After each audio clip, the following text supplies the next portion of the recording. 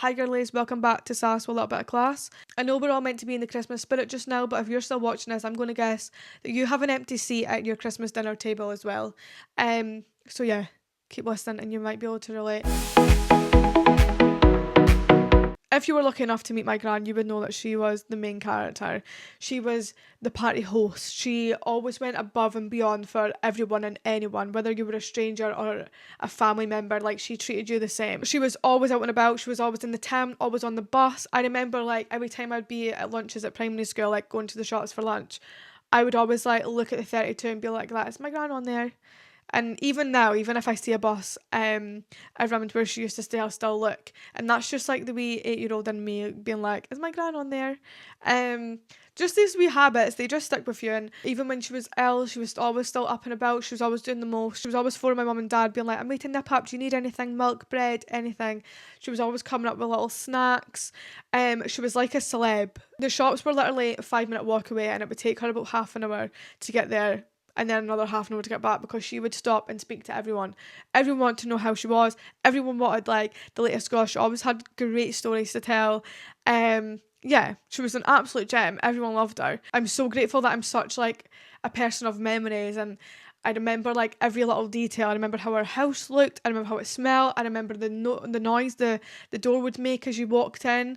The rubber around the door at the bottom was like broken and always made like a certain noise, and I don't know, just like weird things like that. And she had like this sticker on her door, and I ended up working somewhere and seeing this sign on their door as well, and I thought, this is just crazy, like there's just signs everywhere. Just like love stuff like that.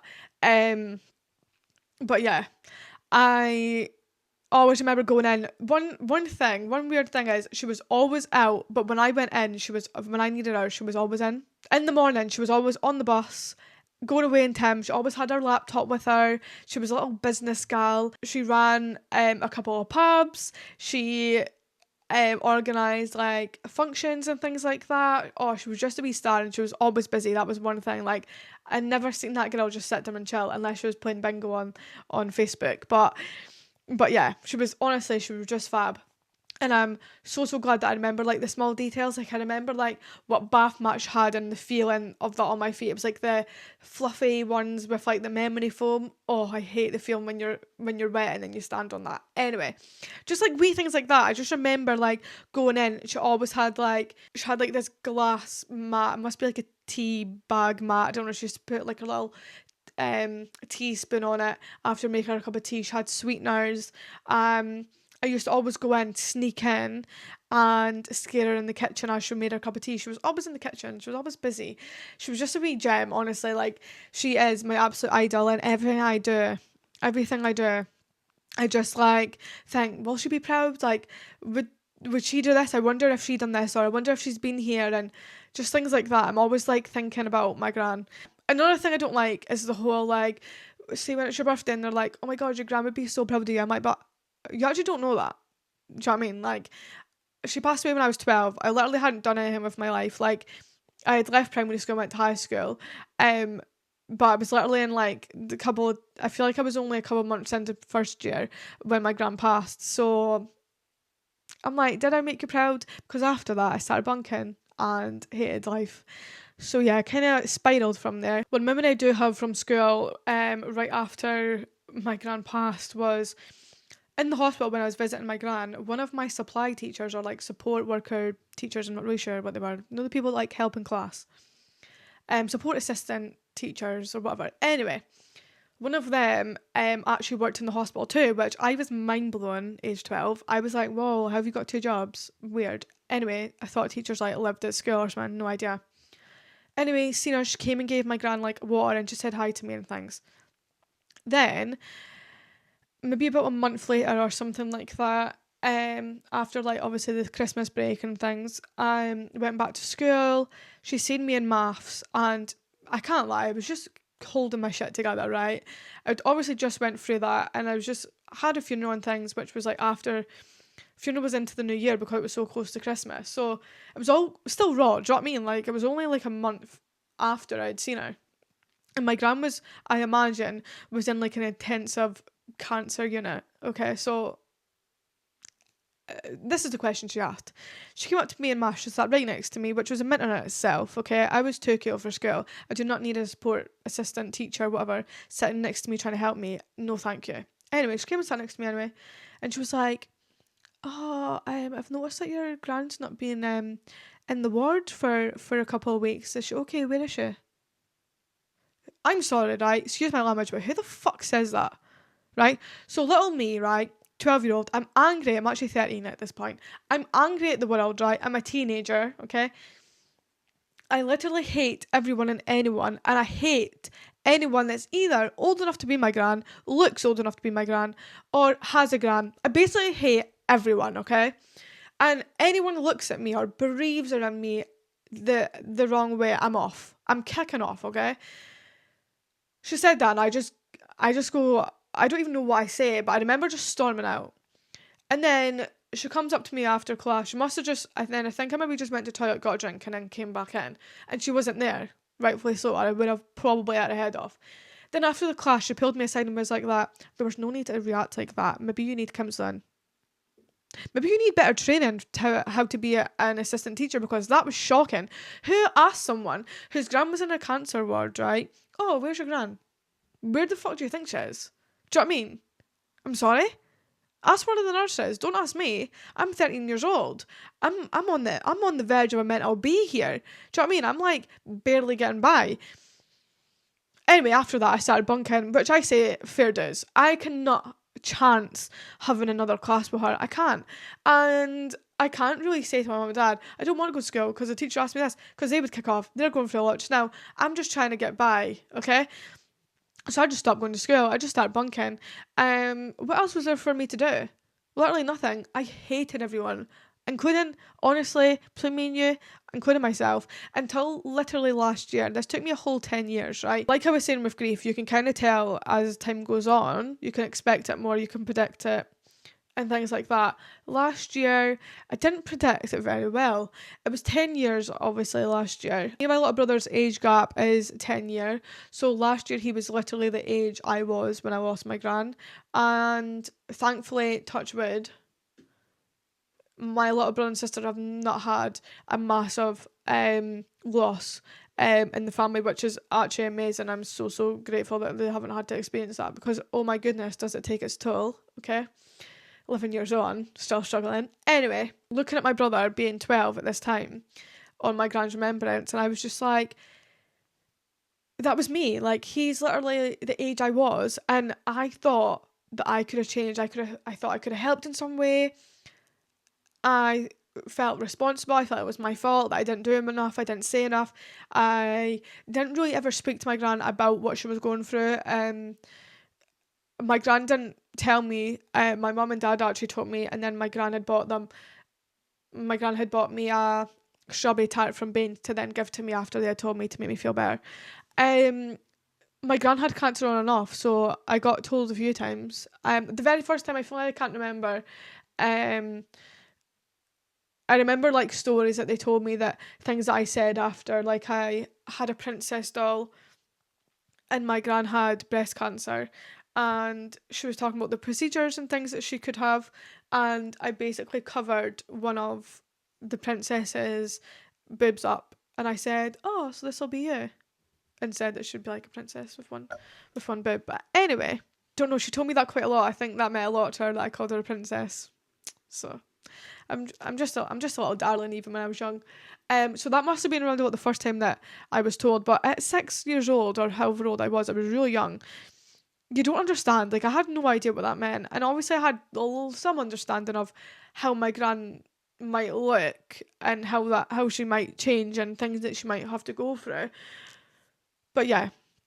Anyway, seeing my little brother being 12 on my gran's 10-year anniversary, it just hit so much deeper. I just thought, how could I have expected me at his age to be able to do any more than what I did? Like, I honestly, for 10 years, I had carried so much, thinking, why did you not do more? Why did you not say this? Why did you not do research into, like, cannabis and all that at 12 years old? What could I have done? Do you know what I mean?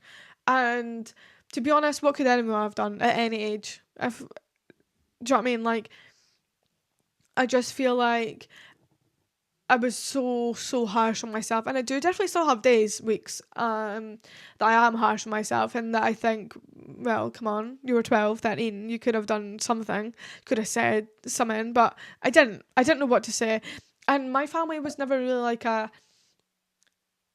I love you family. It kind of faded out. I think I was maybe just too cool for it. Um, but I think during lockdown and things, me and my dad started that back up, being like, love you, bye. Um, as I would like run out the door and go with my friends. So I remember one time that my gran and her boyfriend were looking after me, and she was working, and I was like, just tell me when you're ready to leave, okay? And she was like, okay, bye. And I was just like, just tell me when you're ready to leave. And I must have been about 10. And then when she was ready to leave, she was like, yeah, I'm ready to leave now, like the taxi, whatever's outside.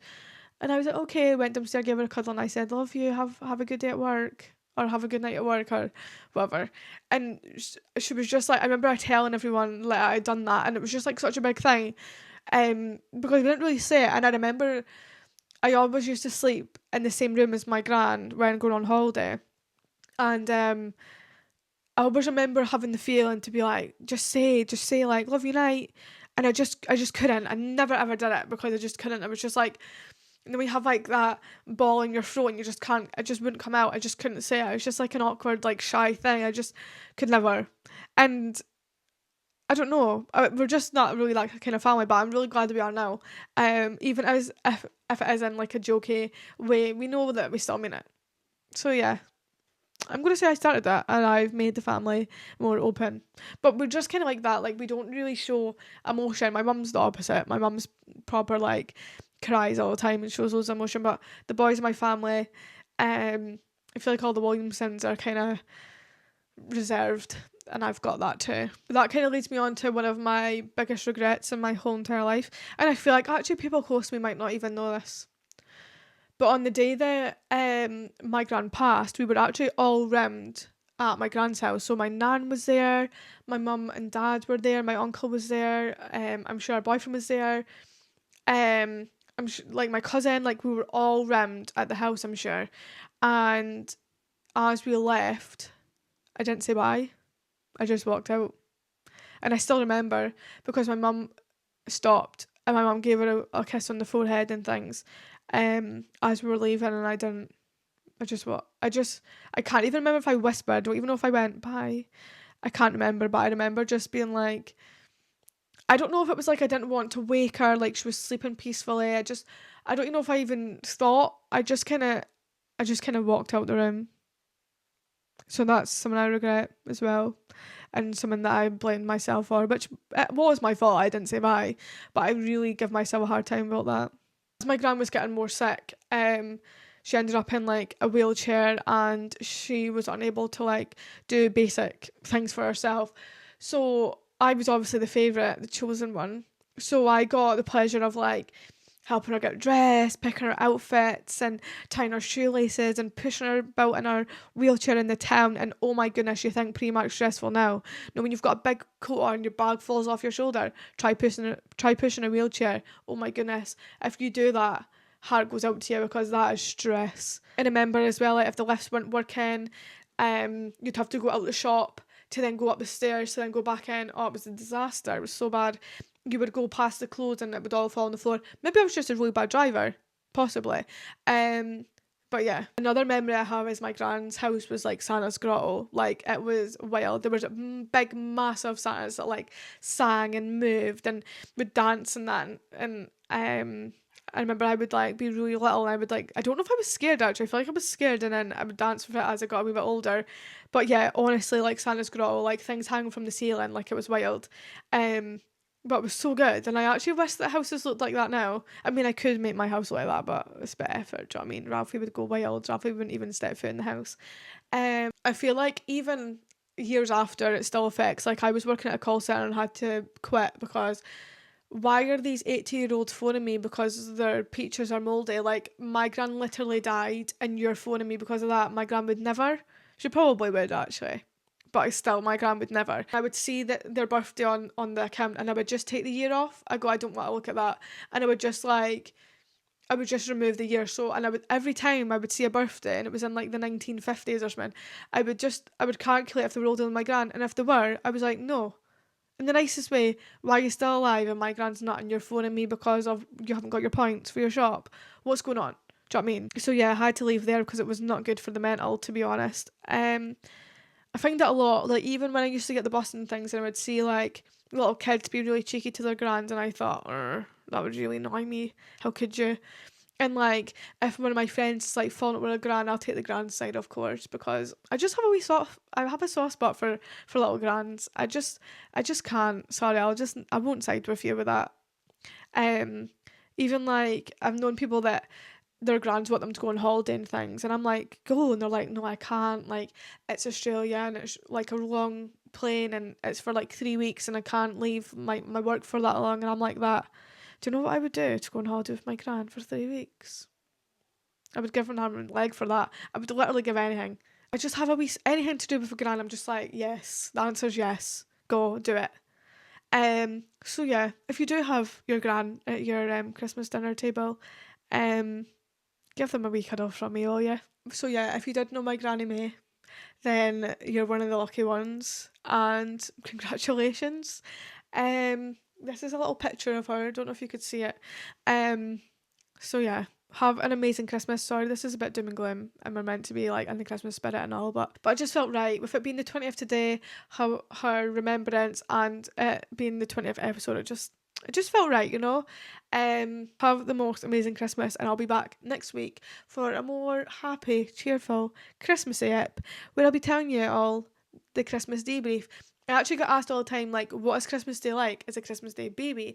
And I'll let you know next week. So tune back in. Make sure you like, subscribe, rate and review. Leave me a wee cheeky comment. Honestly, if you ever want to message me anything about grief or losing someone or have any questions, just give me a little DM. Email me. You can even do it anonymously in the link below. Yeah, and I'll see you next week. Sorry if this has made you depressed. Cheer up. Love you. Bye.